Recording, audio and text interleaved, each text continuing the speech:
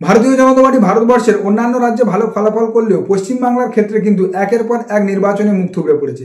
একের পর এক নির্বাচনে পশ্চিমবাংলায় ভারতীয় জনতা পার্টির ভোট শেয়ার কমেছে, আসন সংখ্যা কমেছে, লোকবল, পেশিবল, অর্থবল যাদের কাছে অঢেল রয়েছে, যাদের হাতে কেন্দ্রীয় বাহিনী রয়েছে, কেন্দ্রীয় নির্বাচন কমিশন রয়েছে, কেন্দ্রীয় এজেন্সি রয়েছে, তারপরেও কেন সমস্ত শক্তি ব্যয় করে পশ্চিমবাংলায় ভারতীয় জনতা পার্টি ক্ষমতায় আসা তো দূরের কথা, ক্ষমতা থেকে দিন প্রতিদিন আরও দূরে সরে যাচ্ছে?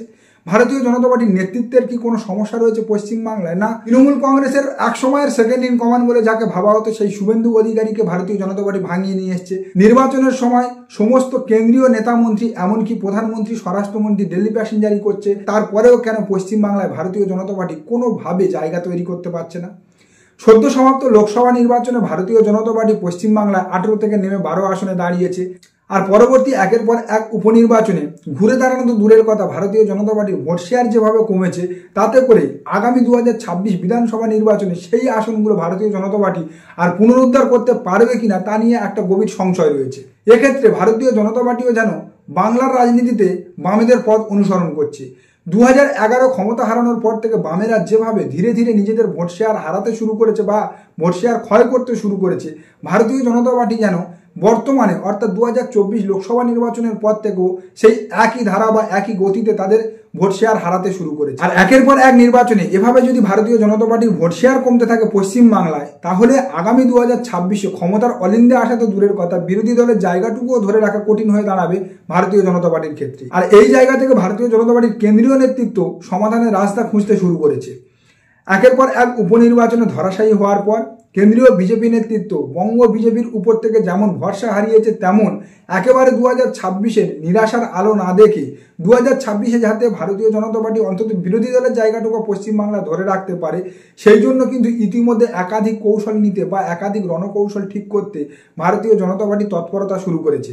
ভারতীয় জনতা পার্টি কেন্দ্রীয় বিজেপি সূত্রে এটা জানা যাচ্ছে যে আগামী দিনে বঙ্গ বিজেপির নেতৃত্ব ঠিক সেই কর্মসূচিগুলো করবে যে কর্মসূচিগুলো করে তৃণমূল কংগ্রেস পশ্চিমবাংলার মানুষের হৃদয় জয় করতে পেরেছে। অর্থাৎ তৃণমূল কংগ্রেস এতদিন যে সমস্ত প্রকল্প বা যে সমস্ত জনমুখী কাজকর্ম করে পশ্চিমবাংলার মানুষের কাছে আসতে পেরেছে, পশ্চিমবাংলার মানুষের মন জয় করতে পেরেছে, সেই সমস্ত কর্মসূচিগুলোকে কেবল নাম বদল করে কপি করে নিজেদের মতো করে মাঠে নেমে প্রচার করতে শুরু করবে। অর্থাৎ তৃণমূলের অস্থায়ী তৃণমূল বধ করার পরিকল্পনা নিয়েছে কেন্দ্রীয় বিজেপি নেতৃত্ব। আর যে কারণে ইতিমধ্যে কেন্দ্রীয় বিজেপি বঙ্গ বিজেপিকে ইনস্ট্রাকশন পাঠিয়ে দিয়েছে যে বঙ্গ বিজেপির নেতৃত্ব যেন আগামী দিনে যে কর্মসূচিগুলো নেবে সে কর্মসূচিগুলো তৃণমূল কংগ্রেসের কর্মসূচির একেবারে গা ঘেঁষাঘেঁষি বা একেবারে অনুরূপী হয়। অর্থাৎ তৃণমূল কংগ্রেস যে কর্মসূচিগুলো ইতিমধ্যে করেছে বা যে কর্মসূচিগুলো আগামী দিনে করতে চলেছে, সেই কর্মসূচিগুলোর কপি করে ভারতীয় জনতা পার্টির নাম সাঁটিয়ে ভারতীয় জনতা পার্টির মতো করে আগামী দিনে প্রচারে ঝড় তুলতে হবে। আর তাতে করেই কিন্তু তৃণমূল কংগ্রেসকে বধ করা যাবে বলে কেন্দ্রীয় বিজেপি নেতৃত্ব মনে করছে। অর্থাৎ বাংলার মানুষের অহমিকা বা বাঙালি যে অহমিকা, যেটাকে তৃণমূল কংগ্রেস ইতিমধ্যে ছুঁয়ে ফেলেছে, সেই বাঙালি অস্মিকাকে ছোঁয়ার জন্য তৃণমূল কংগ্রেসের কর্মসূচিকে কপি করার নির্দেশ এসেছে ভারতীয় জনতা পার্টির কেন্দ্রীয় নেতৃত্বের তরফ থেকে। এবং কেন্দ্রীয় বিজেপি নেতৃত্ব এটাও স্পষ্ট জানিয়েছে যে পশ্চিমবাংলার ক্ষেত্রে কিন্তু সংখ্যালঘু সম্প্রদায়দের বিশেষ গুরুত্ব দিতে হবে।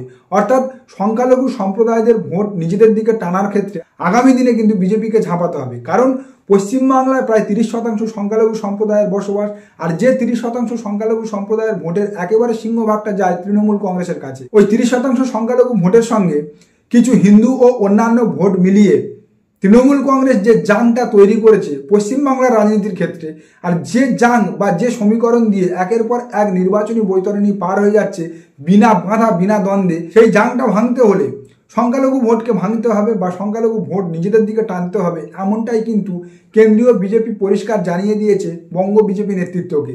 আগামী দিনে একাধিক কর্মসূচি আনতে হবে সংখ্যালঘু সম্প্রদায়ের ভোটকে নিজেদের দিকে টানার জন্য, এবং তৃণমূল কংগ্রেস যে সমস্ত প্রকল্প আনবে সেই সমস্ত প্রকল্পের দিকে লক্ষ্য রেখে ভারতীয় জনতা পার্টিও যেন সেই সমস্ত প্রকল্পের অনুকরণ করে আগামী দিনে যেন নিজেদের কর্মসূচি রূপায়ণ বা বাস্তবায়ন করে, তেমনটাও কিন্তু পরিষ্কার জানিয়ে দিয়েছে। অর্থাৎ সব মিলিয়ে যা দেখা যাচ্ছে যে পশ্চিমবাংলায় কেবলমাত্র যে হিন্দু ভোট দিয়ে ক্ষমতায় আসা যাবে না, এটা কিন্তু পরিষ্কার বুঝে গিয়েছে ভারতীয় জনতা পার্টির কেন্দ্রীয় নেতৃত্ব। যে কারণে ভারতীয় জনতা পার্টির কেন্দ্রীয় নেতৃত্ব অন্তত পশ্চিমবাংলার ক্ষেত্রে সংখ্যালঘু ভোটকে বিশেষ গুরুত্ব দিতে চাইছে।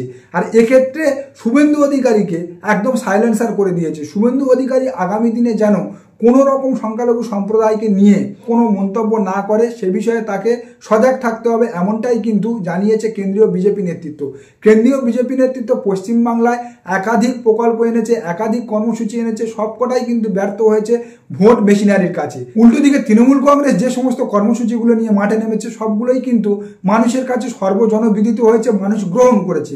আর এর থেকে কেন্দ্রীয় বিজেপি নেতৃত্ব বুঝেছে যে তৃণমূল কংগ্রেস যে প্রকল্পগুলো নিচ্ছে সেই প্রকল্পগুলো মানুষ খাচ্ছে, যে কারণে আগামী দিনে ভারতীয় জনতা পার্টিকেও বঙ্গের ক্ষেত্রে ওই প্রকল্পগুলোকে কপি করে মাঠে নামতে হবে। বামেদের কথায় যদি আসা যায়, 2011-য় পশ্চিমবাংলায় ক্ষমতা হারানোর পর থেকে বামেদের ভোট শেয়ার যে গতিতে নামতে শুরু করেছে, তাতে করে বর্তমানে এসে তারা নোটার সঙ্গে লড়াই করছে। অর্থাৎ বর্তমানে এই উপনির্বাচনে দেখা গেল বামেরা নোটার সঙ্গে কম্পিটিশন করে কোনো কোনো জায়গায় নোটার থেকেও পিছিয়ে আছে।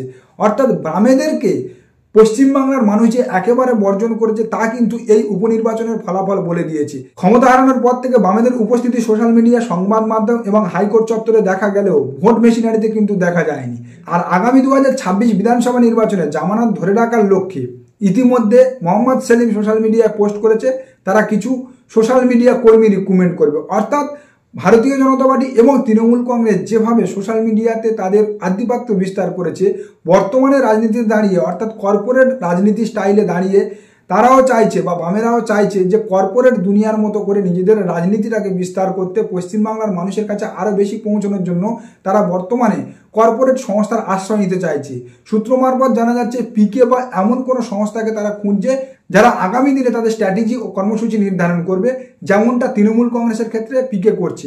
অর্থাৎ যেভাবে তৃণমূল কংগ্রেসের 2021 নির্বাচনে ঘুরে দাঁড়ানোর ক্ষেত্রে পিকের একটা হাত রয়েছে বলে মনে করা হচ্ছে, সেইভাবে আগামী দিনে বামেরা তাদের জামানত জব্দের হাত থেকে বাঁচার জন্য পিকের মতো এমন কোনো কর্পোরেট সংস্থাকে চাইছে যারা বামেদেরকে বাংলার রাজনীতিতে ঘুরে দাঁড় করাবে। তো আগামী দিনে এটাই দেখার, বামেরা ভাড়া করা সৈন্য দিয়ে ঘুরে দাঁড়াচ্ছে নাকি বিজেপি তৃণমূল কংগ্রেসের কর্মসূচি কপি করে বাংলার মসনদ দখল করছে।